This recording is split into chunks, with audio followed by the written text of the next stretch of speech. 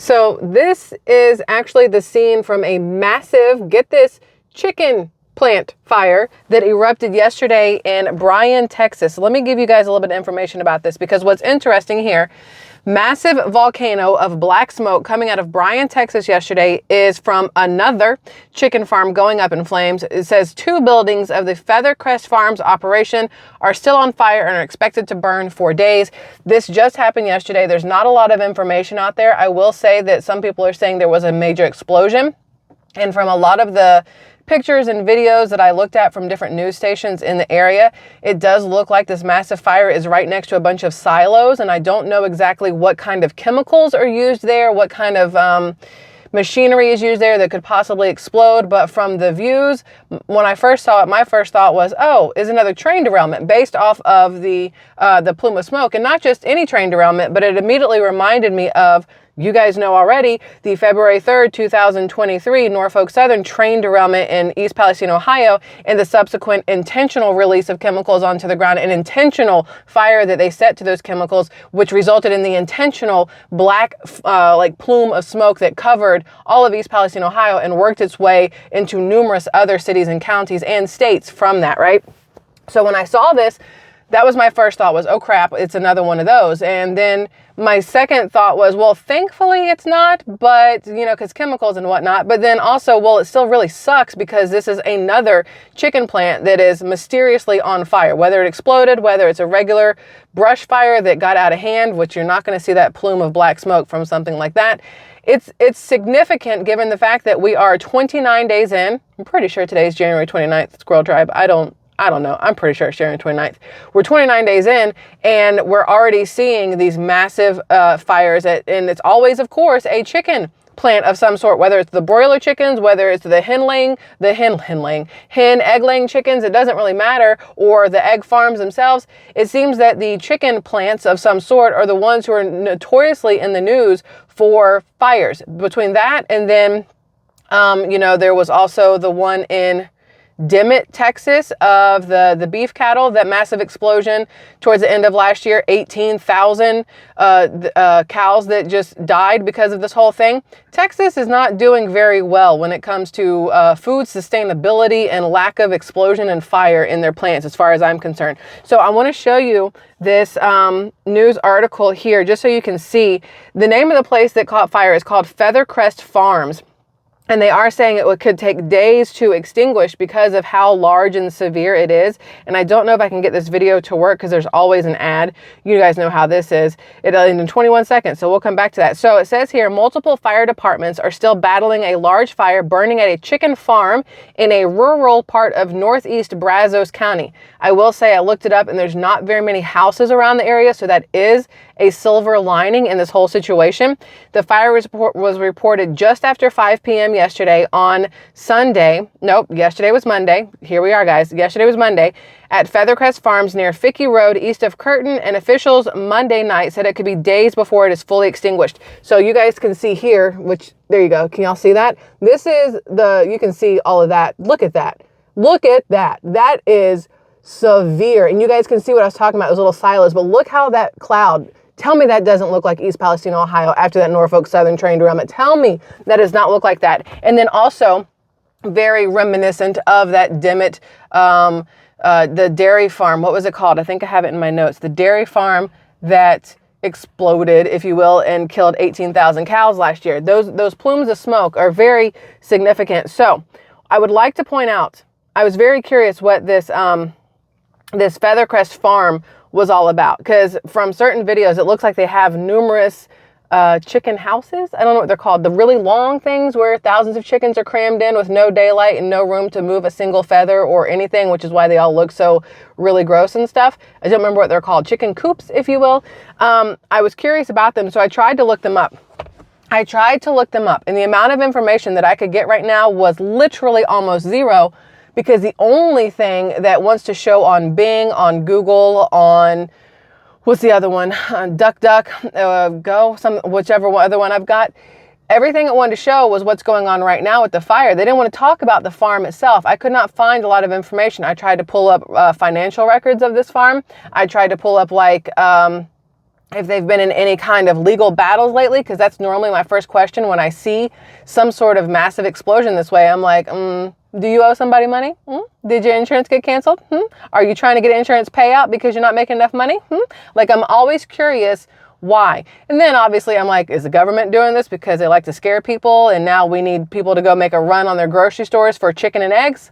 Because that's what happens every single time. So I tried to look it up, and what I came up with, y'all, this is interesting. MPS Egg Farms bought Feathercrest Farms and 1 million hens back in 2020, adding to their total hen count of 11 million. Feathercrest Farms has been in business for 73 years, which is a significant amount of time to be in business. But the fact that they have been bought out by a large company says a little bit to me also. This is MPS Egg Farms. I don't know if you guys have ever seen it. I tried to look them up so I could see exactly what they're all about. All those chickens and whatnots. Look at all those chickens. So the thing here says, about Feathercrest Farms. Feathercrest Farms is located at 9112 Sovereign Row in Northwest Dallas, Texas, Dallas County, and is a business listed in the categories egg and egg products, egg retail, food institutional and institutional food manufacturers, and offers institutional services and eggs. Just in case you were curious about that. Now, when I saw that MPS bought it, I was curious about that. Anytime a large corporation comes in and buys up what is considered to be a smaller farm or a more of a mom and pop, which at 1 million hens, I don't really think you're mom and pop at that point, but you are a smaller farm in the grand scheme of things because you're not MPS Eggs and you're not Cal-Maine and you're not whoever else. So I looked them up to see exactly what happened.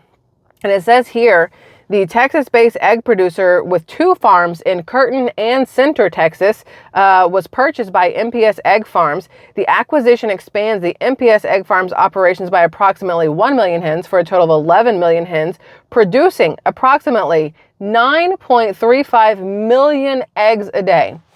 And y'all want to tell me we've ever had an egg shortage? Bullshit. Sugar, honey, iced tea.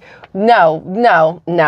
The acquisitions, this is just one company. Okay, this isn't Cal-Maine and all those other ones. This is literally one company producing 9.35 million eggs a day. And they want to tell us that we have egg shortages, which is why the eggs that are on the shelves need to cost 5 or 6 times more than they did before they decided we had an egg shortage. The acquisition significantly enhances MPS Egg Farms' geographic footprint, enabling the company to better serve existing and potential customers in Texas and beyond. We knew of Feathercrest Farms by reputation. They are solid and well respected within the industry. This is according to the MPS Egg Farm Vice President of Business Development, Sam Krause. MPS Egg Farms is a 6th generation, family-owned and operated company. So still not small business, but it is family-owned, which is commendable. At least it was. Now it's owned by MPS. So it was important that Feathercrest Farms share the same values.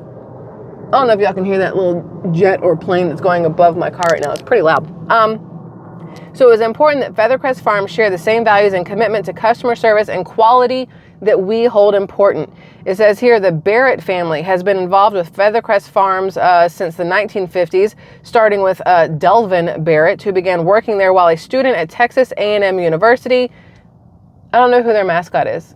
I think it's like a ram. Maybe I'm wrong. I picture maroon and like a ram and then like the horns. Maybe I'm wrong. Y'all let me know if I'm wrong. The company was eventually purchased in the 1970s by the Barrett family, who has continually improved and expanded the operations. Following his death in 2001, his sons continued operation of the company until MPS Farms, Egg Farms acquisition. Now, I bring that up because I think it's important to note that a lot of these farms that we see that are family owned and have been in service for decades upon decades, I feel like they're going to go by the wayside. They will be gone before you know it. The family farms are a thing of the past because people of today, not today, but like generations that come after me, I'm 42. So whatever those generations are, Alpha and whoever else it is, I don't know, Gen Z and Millennial, I don't remember which one comes first, but either way, those people don't care about the family business the same way they did back in the day. And I'm generalizing, obviously. There's still some out there who do care. Not all of them, though. We know that. There's a lot of these smaller farms that are being snatched up by these larger corporations, whether it's Cal-Maine, whether it's Tyson, whether it's Purdue, whether it's MPS egg farms. They're being snatched up by these bigger corporations for numerous reasons. One, because the kids that are left with these farms after the parents or the grandparents or the great-grandparents die, these kids don't want this. They have their own lives. They have their own businesses that they're into because maybe they went to college for their degree. Now they're, working here. They could give two craps about egg farming, chicken farming, whatever. So they sell off to these larger corporations. But then also, number two, or B, I don't remember what I started with, one or A, you have to realize that these larger corporations sometimes make it so it's impossible for these smaller companies to stay in business because of the way they price them out of being able to be self-sustaining with, whether it's the feed that they're buying, whether it's the property taxes they're paying, whether it's you never know. We've all seen those movies and those TV shows where the underhanded corporations come in and they screw the mom and pop and these small businesses over with setting their farms on fire, or, killing people, which we're not saying that, but you know what I'm talking about in these movies and things. And I feel like that those things happen in real life, which is why you have so many smaller farms that either fold or sell off to bigger ones because they don't want to deal with the headache and they don't want to have anything to do with it, or because they're scared off by these corporations, right? Now, for this one to have caught fire, I was very curious about, why, and how, and then I realized it's really close. It's really close to the southern border. Just putting that out there, it's real close to where we are having issues at our southern border, and millions of illegal aliens is what I wanted to call them, but illegal immigrants coming over the border. Who's to say that people aren't going into, think about it this way, and this is a little off topic, but think about it this way. You are hungry and you want something to eat, but you don't want to break into a grocery store and steal something, and you don't want to try to steal something from a grocery store because, police and whatnot. Maybe it's easier as you're walking past this chicken farm to try to steal a chicken, because I'm pretty sure most people can figure out how to kill a chicken, pluck a chicken, cook a chicken, eat a chicken, right? So what if that's the case? What if it was a group of people who were illegally over the border, who went there and tried to get some food, and instead this is where we're at? That, I know that is a long reach, but it's not something that's out of the realm of a possibility given the amount of, unfortunately, illegal activity that has gone on since there has been this massive crossing of the southern border of illegal immigrants. We've seen a lot of people who have been robbed, who have been mugged, who have been murdered. We've seen a lot of stores that have had such a huge uptick in theft and everything else. This is not that far out of the realm of possibility. I just wanted to put it out there for you guys. Now, the other thing I wanted to mention is this the right one? Hold on, I just read you this one. Hold on, I forgot what I was doing.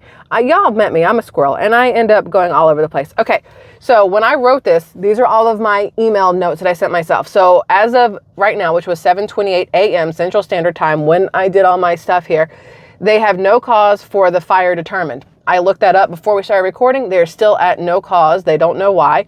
And I want to share with you what a loyal SquirrelTriber is what I call her, sent me in regards to what could have happened. If I can get this to, there we go. So let me read this to you, because she actually worked in the chicken industry for a while.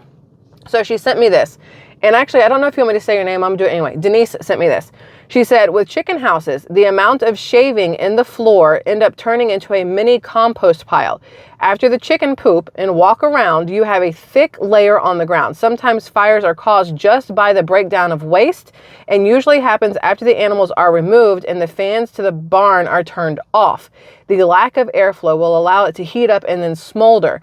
By the time the fire starts, it's usually a controlled burn situation. I've seen exterior pole barns with plenty of air, but improper maintenance burn. The temps can get high enough to melt commercial metal rafters, so for firefighters' safety, they usually just watch and wait. And that sounds very accurate as something that could have happened. There could have been an explosion caused from the initial fire that was caused from all the chickens and the poop, if you will, and whatever else. It might have been that started it versus an explosion started everything. You just never know, because they don't have any excuses or reasons why so far. Now, this is not the first chicken complex to go up in flames. It does seem that over the last 2 years, chicken farms and egg farms have made headlines for their fires. Don't forget the avian flu as well. Now, these are stats from 2022, okay? I asked how many chicken farm fires per year, and because they have not already tallied up 2023 fully, so I have the stats from 2022. An additional average of 750 fires occurred annually in livestock production properties. So that's not just chicken. Obviously, that's going to be your pigs and your cows and things too. Combined, that's more than 4 fires on average each day. And these blazes can be exceptionally deadly for the animals housed there. Now, that came out in February of 2023 in regards to everything that happened in 2022. Because we saw pig farms go up in flames, we saw cow farms, we saw chicken farms. And this isn't just farms, this is also smaller barns where even, you know, regular people, not corporations, have their own animals. Those barns are included in this average, just to be 100% transparent there with that. I don't want you guys thinking I'm trying to like scare you with stuff. Now from 2023 though, it says here out of Washington, D.C., more than 468,000 farmed animals have been killed in barn fires so far this year, according to an Animal Welfare Institute, or AWI, analysis of media reports released today. The release comes just 2 days after a fire at a Delaware factory farm reportedly killed nearly 200,000 egg-laying hens. That came out December 18th of 2023. So I tried to look up most of the barn fires of 2023, the biggest chicken deaths I could find, because I was very curious. So, and these are not in monthly order, just so you're all fully aware. But this headline from Hartford Courant says about 100,000 chickens die, coop destroyed in blaze at Basra Egg Farm. Then you had 200,000 chickens die in fire at Delaware Farm. Fire marshals, according to the fire marshal's office, that was in December. The first one was in January of last year. U.S. Cal-Maine Foods fire claims 100,000 layers, chicken egg layers in Kentucky. The fire took approximately 12 hours to put out, according to local fire departments on the scene. That was October of last year. 18,000 chickens perished in Pocomoke City fire Wednesday morning. That was December of last year. 10,000 chickens killed in Pleasant Hope fire. That was January of last year. Michael Foods Eggs Farm causes damage, claims layers. This was only, I think they said that they were told it was 1,000 chickens, but the number was probably 3 or 4 times that. This was, it says the fire occurred at one of the U.S. egg producers' Nebraska facilities October of last year. Hundreds of chickens, dozens of pigs killed in New Jersey barn fire. This is December of last year. Dimmitt Dairy Farm explosion, by far the deadliest barn fire for cattle overall. I was only looking at chickens, and then I remembered that one because we talked about that right when it happened, and it was very suspicious, extremely suspicious, and you cannot convince me it was not about insurance money. That happened last year. And then poultry house fire consumes 15,500 birds and causes $500,000 in estimated damages, March of last year. And then another one, 18 U.S. food processing facilities burned down in the last 6 months in 2022. The last 6 months of 2022, you had 18 U.S. food processing facilities burned down in those last 6 months of 2022.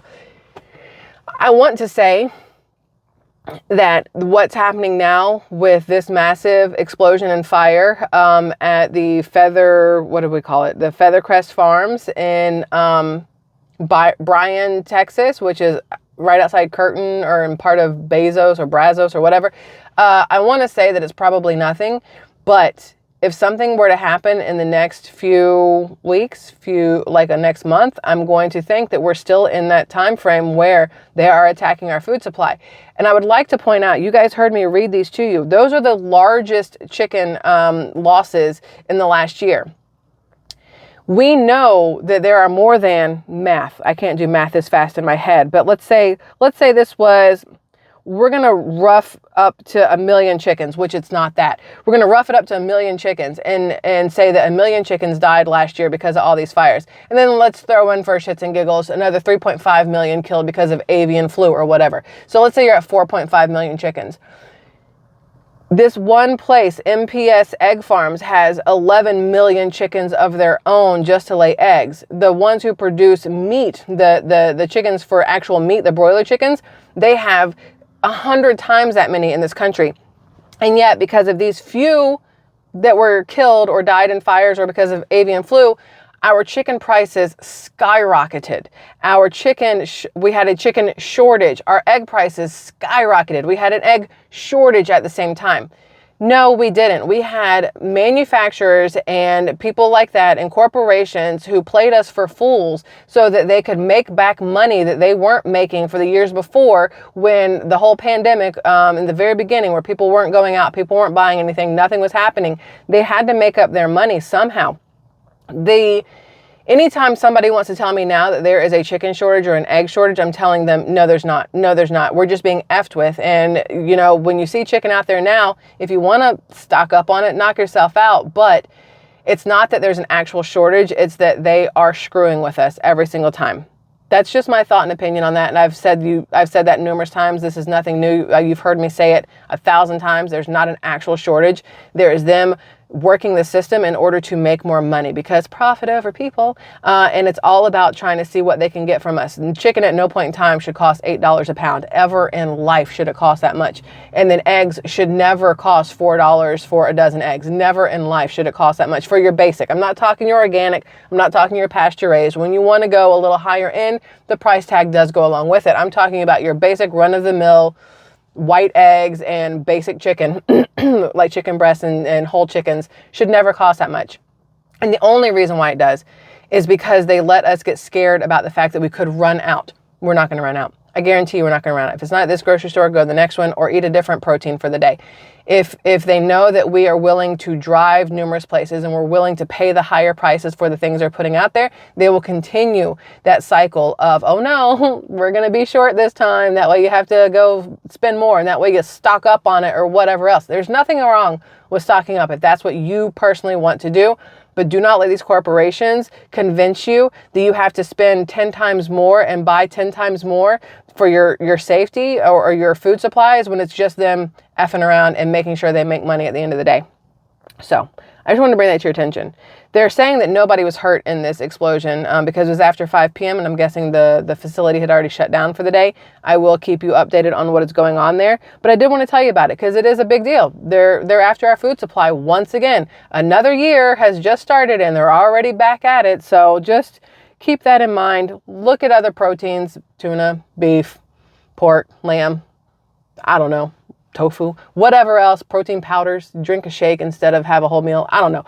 But I'm just wanted to give you a heads up on that in case you happen to get your chicken or your eggs from that area. Maybe it'll be a little slow for a second, but they lost 1 million egg laying hens out of 11 million. So pretty sure they're going to be okay. So there's that. Squirrel Tribe, I love you all immensely. Thank you for letting me have this conversation with you. I hope you're having a fabulous Tuesday, my dudes, and I will see you again later. Okay, love you. Bye.